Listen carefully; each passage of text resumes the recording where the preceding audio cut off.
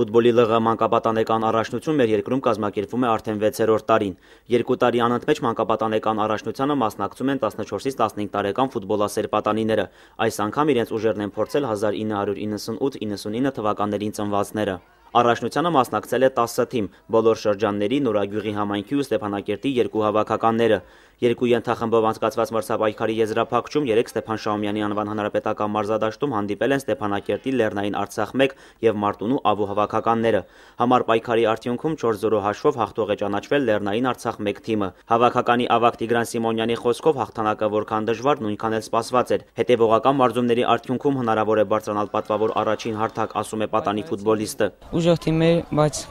տարանք 4-0։ Առաջին անգամ ենք դառնում չեմպիոն, բայց երևի գավաթը հաջորդ անգամ կդառնա մեր։ Այսպիսով երկրորդ տեղը զբաղեցրել է Մարտունու Ավո թիմը, երրորդ հորիզոնականում Հադրութի Դիզակն է։ Մրցանակային տեղեր զբաղեցրած թիմերը ԼՂ ֆուտբոլի ֆեդերացիայի կողմից պարգևատրվել են մեդալներով ու դրամական պարգևներով։ Առաջնության գլխավոր մարզիչ Սարգիս Աղաջանյանը նկատում է՝ տարեցտարի պատանի ֆուտբոլիստները աճում են, իսկ դա նշանակում է, որ յուրաքանչյուր մրցույթի նրանք ներկայանում են ավելի լավ մարզավիճակում և արձանագրում նոր ձեռքբերումներ։ Իհարկե,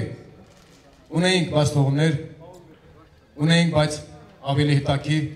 ավելի լավագույն դրվագներ։ Մասնակցել են 10 թիմ, սա մեր հանրապետության համար մեծ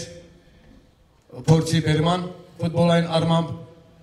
մեծ առաջխաղացում է։ Այսքանով սակայն պարգևատրումները չեն ավարտվել։ Առջևում ամենասպասված անհատական նվերներն էին։ Լավագույն դարպասապահ է ճանաչվել Արթուր Սողոմոնյանը Լեռնային Արցախ 1 թիմից, լավագույն պաշտպան Արնոլդ Աղաջանյանը Մարտունու Ավոյից ու լավագույն հարձակողական ոճի ֆուտբոլիստ Տիգրան Սիմոնյանը Լեռնային Արցախ 1 թիմից։ Նարեկ Սահակյան, Հովիկ Առաքելյան,